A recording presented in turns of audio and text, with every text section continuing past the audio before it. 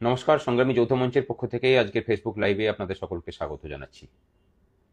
আমাদের মুখোমুখি আছেন আমাদের আইনজীবী প্যানেলের অন্যতম আইনজীবী মাননীয় বিক্রম ব্যানার্জি মহাশয়। নমস্কার। আমাদের পক্ষ থেকে আজকে সারা দিনের এই যে প্রসিডিংস, সেটাকে আপনি কিভাবে দেখছেন এবং কিভাবে আইনি জায়গা থেকে ব্যাখ্যা করবেন, সেটা যদি একটু কর্মচারী শিক্ষকদের উদ্দেশ্যে যদি বলেন। কোন কোন জায়গাগুলো আমাদের পজিটিভ উঠে এসছে আর কোন কোন জায়গাগুলো আমাদের নেগেটিভ আছে বা কন্টেনশনের জায়গা আছে। খুবই পজিটিভ দিক থেকে আমি দেখছি এই জন্য, কারণ দীর্ঘদিন পর এই মামলার শুনানিটা শুরু হয়েছে। এখন শুনানিকে তো সব পক্ষকে বলতে দিতে হবে, সব পক্ষই বলবে। হিয়ারিং আপনারা সবাই প্রকাশ্যে দেখেছেন কি হয়েছে। স্বাভাবিকভাবেই এই মামলাতে একটা গুলিয়ে দেওয়ার চেষ্টা রাজ্য সরকারের তরফ থেকে থাকবে। এখনো আমাদের টার্ন আসেনি, আমাদের এখনো বলার সুযোগ আসেনি। তাও আপনারা দেখে থাকবেন হয়তো যে আমাদের যিনি সিনিয়র আইনজীবী রয়েছেন গোপাল সুব্রমণিয়াম স্যার, ওনাকে বিভিন্ন সময় কোর্ট বেশ কিছু প্রশ্ন করেছেন বা আমাদের দিকেও অনেকগুলো প্রশ্ন এসেছে রাজ্য সরকারের শুনানি চলার সময়। সেটার ক্ল্যারিফিকেশন যারা যারা সিনিয়ররা ছিলেন তারা প্রত্যেকেই দেওয়ার চেষ্টা করেছেন। একটা বিষয় উঠছে যে এটা ফান্ডামেন্টাল রাইট কি ফান্ডামেন্টাল রাইট নয়। আমরা সিনিয়রদের সাথে শুধু গোপাল স্যার নয়, বাকি যে দুজন সিনিয়র রয়েছেন পাটওয়ালিয়া স্যার এবং বিকাশ স্যার, দুজনের সাথেই আমরা কথা বলেছি। এই মুহূর্তে 2009 রোপা নিয়ে এই মামলাটা সীমাবদ্ধ।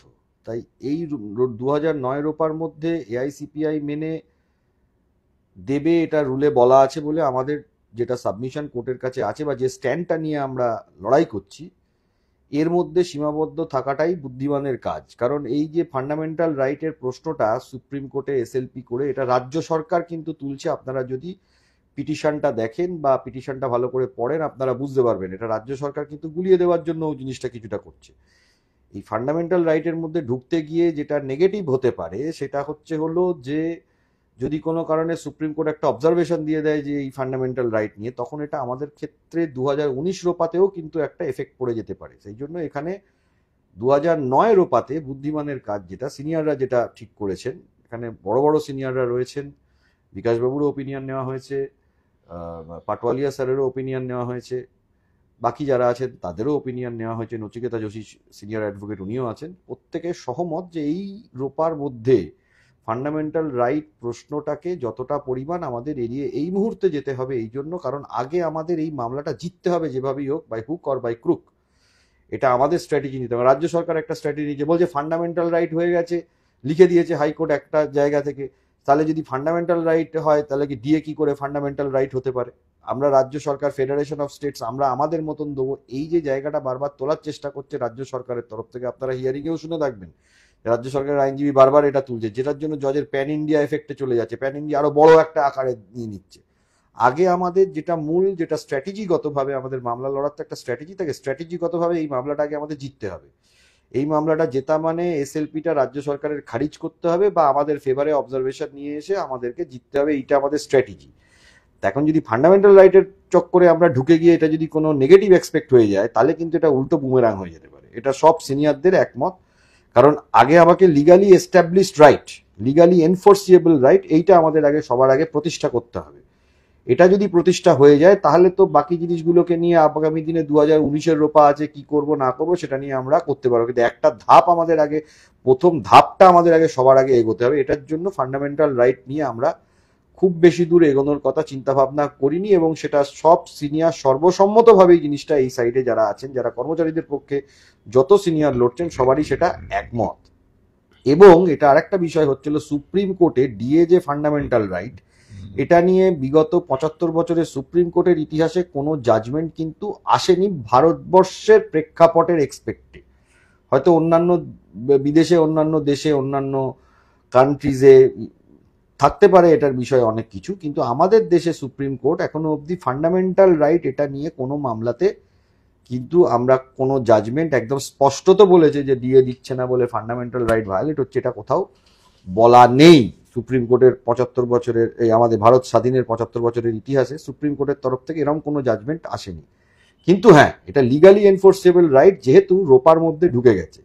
দ্বিতীয় জিনিস যেটা আসবে আর্গুমেন্টের মধ্যে, এখনো আমরা যেহেতু খুলিনি তাই জন্য সব কথা আমরা এই মুহূর্তে প্রকাশ্যে বলছি না, কারণ আপনাদের কর্মচারী ছাড়াও এই লাইভ স্ট্রিমিং অনেকে দেখছেন।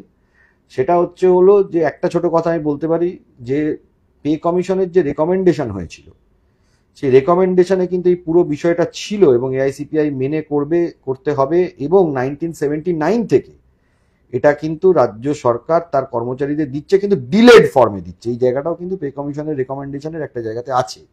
এগুলো কিন্তু আমাদের যখন সাবমিশন হবে, বা আমরা এখনো তো পুরোপুরি সাবমিশন শুরু করিনি, আমাদের সাইট থেকে কোনো আইনজীবী এখনো সাবমিশন শুরু করেননি, তাই জন্য এইগুলো কিন্তু আসবে। তাতে করে এটা লিগালি এস্টাবলিশ রাইট যদি আমরা এখন করিয়ে নিতে পারি, তাহলে ভবিষ্যতের ক্ষেত্রে আমাদের অনেকটা সুবিধে হয়ে যাবে। এই কথাকে চিন্তা ভাবনা করে সমস্ত সিনিয়র একমত জায়গায় গেছেন যে ফান্ডামেন্টাল রাইট না করে এই দিক দিয়ে আমরা এগোবো, এবং শুনানিটা হচ্ছে, এবং শুনানি আরো কিছুদিন হবে আমার যেটা মনে হচ্ছে। এখন কালকে যদি এটা দেখা যায় যে রাজ্য সরকার আজকে শেষ করে দিয়েছে, যদিও বা যদি আর কিছু রাজ্য সরকার না বলে কালকে থেকে, তাহলে আমাদের শুনানি শুরু হবে। আমাদের শুনানি হওয়ার পর রাজ্য সরকারের জবাব দেবে, তারপরে সুপ্রিম কোর্ট যবে জাজমেন্ট দেবে সেটা নিয়ে আমাদের অপেক্ষায় থাকতে হবে। কিন্তু এই মুহূর্তে ফাইটটা যে জায়গায় এসে দাঁড়িয়েছে, খুবই স্ট্রং জায়গাতেই দাঁড়িয়েছে বলে আমি মনে করি। রাজ্য সরকারের তরফ থেকে রোপা রুলসের একটা পয়েন্ট তোলা হয়েছে, যে ওখানে অ্যাট বলে যে শব্দটা আছে 536 এর আগে, ইন্ডেক্স অ্যাট ইন্ডেক্স অ্যাভারেজ, এই যে শব্দটা ব্যাখ্যা রাজ্য সরকার করতে চাই, যে অ্যাট মানে ওনারা 536 এ স্ট্যাটিক থাকতে চাইছেন। এখন আমাদের যিনি সিনিয়র অ্যাডভোকেট ছিলেন তিনি বলেছেন যে ইন্ডেক্স অ্যাভারেজ এই শব্দটা যখন প্রয়োগ হচ্ছে, তখন কিন্তু সেটা স্ট্যাটিক হয় না। ইনফ্লেশনটা আছে বলেই ডিয়ারনেস অ্যালাওয়েন্স দিতে হচ্ছে, ইনফ্লেশন অনুযায়ী ডিয়ারনেস অ্যালাওয়েন্স হবে, এটা ওনার সাবমিশন। তবে উনি এখনো পুরোপুরি সাবমিশন করেননি, বা সুযোগও আসেনি রাজ্য সরকারের। কালকে হয়তো সেটা সুযোগ পুরোপুরি আমরা দেখতে পাবো। কালকে আবার আমাদের সকাল 9টার সময় কনফারেন্স আছে, এবং আমি নিজে ব্যক্তিগতভাবে দেখেছি যে উনি প্রচন্ড চেষ্টা করছেন, শুধু এই মামলাটা নিয়ে পড়ে আছেন, এবং এই মামলাটা উনি আপনারাও দেখে থাকবেন সারাটা দিনই কিন্তু উনি এই মামলাটা নিয়ে, উনি আন্তর্জাতিক স্তরের খুবই বড় আইনজীবী, সারা ভারতবর্ষেরও খুবই বড় নাম করা আইনজীবী। এই মামলাটা নিয়ে পশ্চিমবঙ্গের কর্মচারীদের জন্য তার উদ্বেগ, এবং তিনি তার নিজের সমস্ত চেষ্টাটা এই মামলার মধ্যে তিনি কিন্তু রেখেছেন। শুধু তাকে বললে ভুল হবে, বাকি যারা আইনজীবী রয়েছেন, বিকাশবাবু রয়েছেন, বিকাশবাবু প্রথম থেকে মামলাটাকে নিয়ে লড়াই করছেন, তার সঙ্গে পরমজিৎ সিং পাটওয়ালিয়া রয়েছেন, তিনিও মামলাটাকে নিয়ে যথেষ্ট পরিমাণে তার এফার্টস দিচ্ছেন, এটা নিয়ে কোনো ডাউট নেই। নচিকেতা যোশীও রয়েছেন, তিনিও মামলাটাকে নিয়ে যথেষ্ট পরিমাণ তার যা মেধার দিক দিয়ে চেষ্টা করার তিনিও করছেন, এবং তার সঙ্গে বাকি যারা আইনজীবীরা রয়েছেন তারাও এটাকে নিয়ে অবশ্যই চেষ্টা করছে।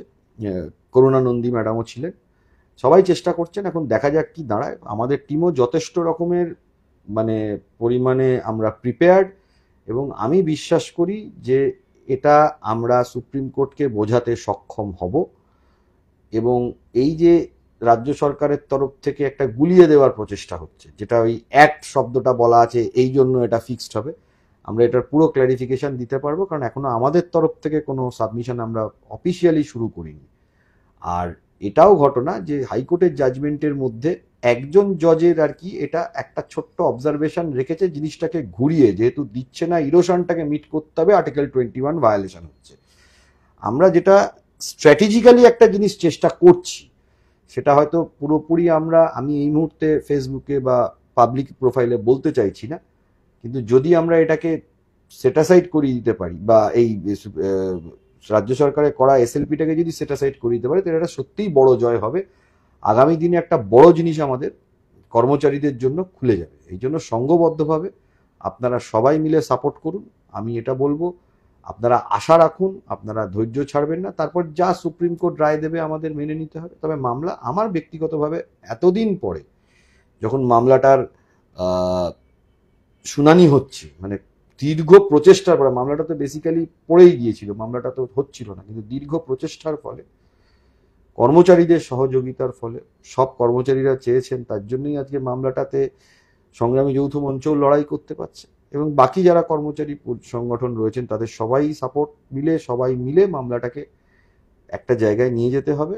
এবং আমি এক্সপেক্ট করছি যে এটা ভালো জায়গাতে যাওয়ার মতন সম্ভাবনা এখনো রয়েছে। আইনি দিকগুলো কালকে আমাদের আবার কনফারেন্স হবে, সিনিয়ররা থাকবেন, সবাই মিলে একসাথেই ঝাঁপিয়ে পড়ে এটা নিয়ে লড়াই করা হবে।